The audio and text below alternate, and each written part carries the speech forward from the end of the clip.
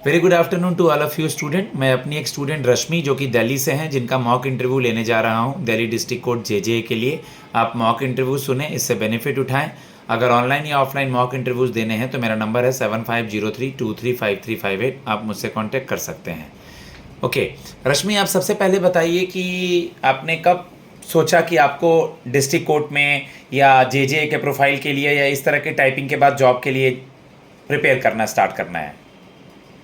Sir actually मैंने 2019 में अपनी ग्रेजुएशन कंप्लीट करी थी। फिर उसके बाद मैंने कॉम्पिटिटिव एग्जाम्स के लिए प्रिपेयर करना स्टार्ट किया।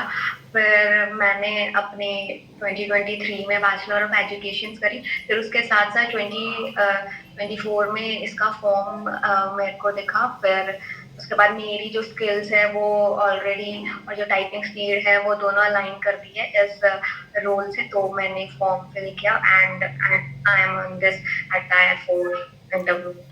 ओके रश्मि, आपने सुना होगा कि अभी हाल ही में दिल्ली में कोई नई सीएम बनी है। कितने नंबर की सीएम है ये? सर ये 9th नंबर की सीएम है, okay Mrs Rekha Gupta. Okay Delhi district court में यानी डिस्ट्रिक्ट कोर्ट किसी भी स्टेट का हाई कोर्ट और सुप्रीम कोर्ट में क्या डिफरेंस होता है बेटा? Sir supreme court apex court है, हाईएस्ट कोर्ट है, लॉ अथॉरिटी। और high court hierarchy of supreme court के अंडर आता है। एंड और उसके बाद भी हमारे डिस्ट्रिक्ट कोर्ट आते हैं। ठीक है, सुप्रीम कोर्ट एक सुप्रीम कोर्ट है all over India and high courts there are 25 high courts. Supreme court में नंबर ऑफ जजेस can vary, whereas in high court there are 34 judges in which one is vacant. That means 33 judges are. आप cool and काम हो, बस चेहरे पे केवल smile रखना है। Very good.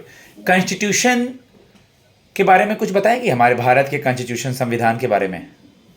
Yes, sir. Sir, Constitution is a fundamental law of land और ये हमारा आया था नवंबर 26 1949 में। और फोर्स में आया था जनवरी 26 1950 में। कॉन्स्टिट्यूशन स्टार्ट होता है प्रियम्बल से, जो कि आइडेंटिटी कार्ड है कॉन्स्टिट्यूशन का। और ये सब कुछ basic structure of the constitution बताता है। और कॉन्स्टिट्यूशन हमें बहुत सारे राइट्स, ड्यूटीज और फंक्शंस प्रोवाइड करता है। ओके आपका सब्जेक्ट क्या रहा है ग्रेजुएशन में? सर मेरा subject economics and maths along with political science कुछ सेमेस्टर्स। मैथ्स के फील्ड का नोबेल प्राइज नहीं होता, लेकिन मैथ्स के फील्ड का नोबेल प्राइज को क्या कहते हैं? सर एबेल प्राइज कहते हैं। ओके अभी हाल ही में जीडीपी मतलब जीडीपी ग्रोथ का, छोड़ी जीडीपी ग्रोथ का प्रेडिक्शन हटाइए, आप मुझे बताइए किस सेक्टर में सबसे अधिक पैसा बजट में एलोकेट किया गया है, बजट में दिया गया है? सर जीडीपी ग्रोथ 6.4% है और अलोकेशन सर डिफेंस सेक्टर को। Okay sir. जीडीपी ग्रोथ 6.4 तो चलिए, मैंने वो नहीं पूछा था, कोई नहीं। जीडीपी का डेफिनेशन पता है? यस सर पता है।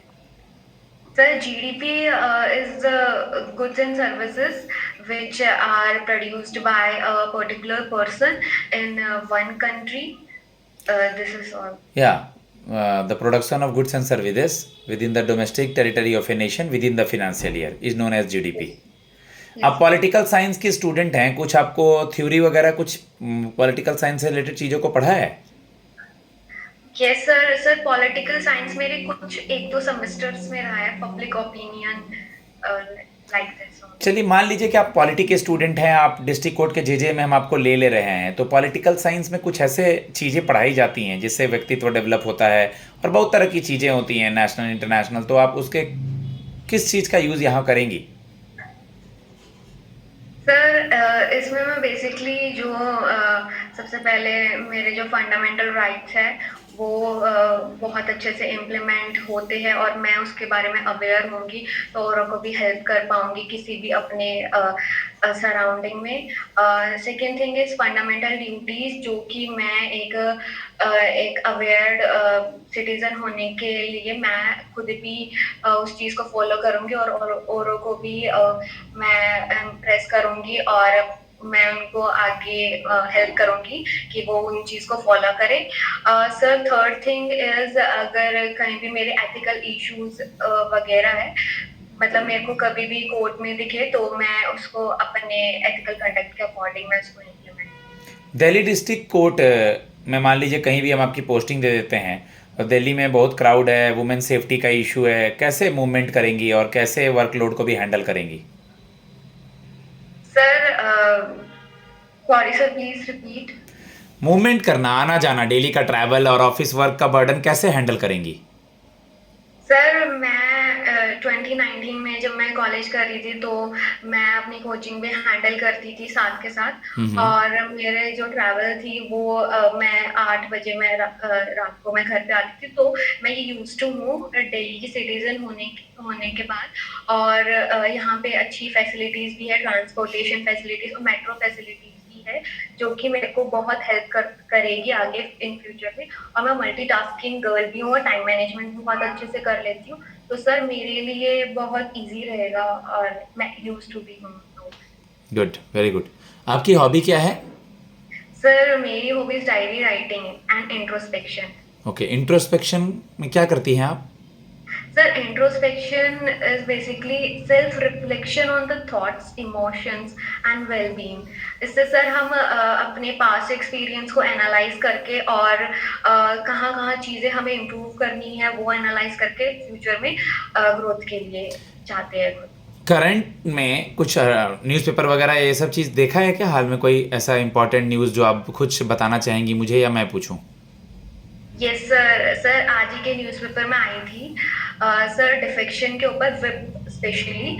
सर विप वो होता है कि एक 1 लाइन 2 लाइन और 3 लाइन ऑर्डर होता है, ऑफिशियल ऑर्डर, रिटन ऑर्डर होता है। वो पॉलिटिकल पार्टीज के जो हेड होते हैं वो लिखते हैं, और वो एक विप का हेड होता है, वो इंश्योर करता है कि जो पॉलिटिकल मेंबर्स होते हैं वो उनको उनके अकॉर्डिंग वोट करे और उनके अकॉर्डिंग सपोर्ट करे, और अगर कोई नहीं करता है तो उसको डिस्क्वालीफाई करने के लिए। वफ्त बिल बोर्ड से रिलेटेड भी न्यूज़ चला आ रहा है। वफ्त बिल बोर्ड देखा आपने? यस सर, मैंने देखा। सर ये एक्चुअली मुस्लिम्स बोर्ड के अकॉर्डिंग है। वक्फ का मतलब ये होता है कि डोनेशन टू द गॉड, मतलब डोनेट करना, और इसको गाइड करने के लिए और वक्फ बोर्ड बनाया गया है। पर अभी फिलहाल न्यूज में ये है कि इसमें अमेंडमेंट्स किए जा रहे हैं जिसमें 2 वुमेन इसके मेंबर्स होंगे और नॉन मुस्लिम्स को भी ऐड करेंगे।